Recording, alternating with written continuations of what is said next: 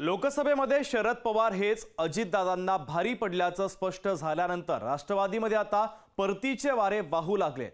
काही आमदार सुप्रिया सुळेंच्या संपर्कात असल्याचा दावा करण्यात आलाय। शरद पवारांच्या पक्षाच्या या दाव्यानं राष्ट्रवादीवर सारवासारव करण्याची वेळ आलेली आहे। सविस्तर पाहूयात।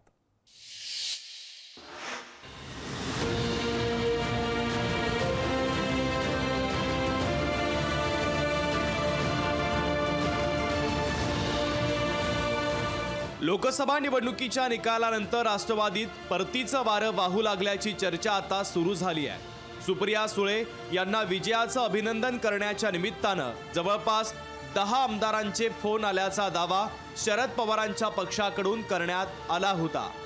अभिनंदनासाठी फोन करणारे आमदार सुप्रिया सुळेंच्या संपर्कात असल्याचं सांगण्यात आलं। अजित पवारांच्या राष्ट्रवादीतून यावर तीव्र प्रतिक्रिया उमटली आहे। राष्ट्रवादी शरद पवार पक्षाचे नेते अफवा पसरवण्याचं काम करत असल्याचा आरोप सुनील तटकरे यांनी केलाय। राष्ट्रवादीचे सगळे आमदार अजित पवार यांच्या सोबतच असल्याचा दावा तटकरे यांनी केलाय। या केवळ अफवा जाणीवपूर्वक त्या ठिकाणी पसरवल्या जात आहेत। एका निवडणुकीमध्ये जे काय वातावरण संबंध महाराष्ट्रामध्ये तयार झालं होतं त्याच्यामुळे यश मिळाल्याच्यामुळे काही माणसं हुरळून जातात, ती वस्तुस्थिती खरी आहे। राष्ट्रवादी काँग्रेस पक्षाचे सगळे आमदार एकसंघ ठामपणाने दादांच्या नेतृत्वावरती विश्वास ठेवून आहेत। राष्ट्रवादीचे प्रवक्ते सूरज चव्हाण यांनी या अफवांमागे रोहित पवार असल्याचा आरोप केलाय। रोहित पवारांचं पक्षात स्थान काय असा सवाल देखील त्यांनी उपस्थित केला।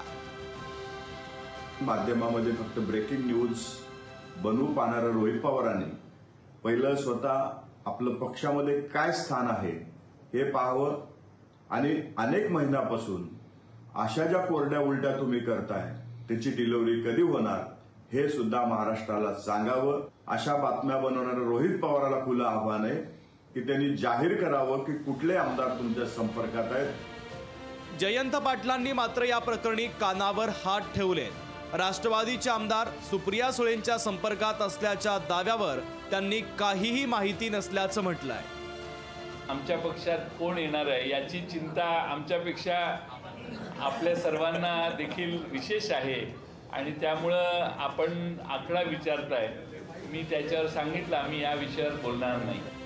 सुनेत्रा पवारांचा बारामतीमध्ये झालेल्या पराभवाच्या धक्क्यातून अजित पवार अजूनही सावरलेले नाहीयेत। त्यातच त्यांच्या आमदारांमध्ये चलबिचल सुरू होणं किंवा त्यांची चर्चा होणं ही अजित पवारांसाठी मोठी धोक्याची घंटा मानली जाते। अजय अडसूळसह मीनाक्षी म्हात्रे, लोकशाही मराठी, मुंबई। लोकशाही मराठी ऐका, पहा, जागरूक रहा।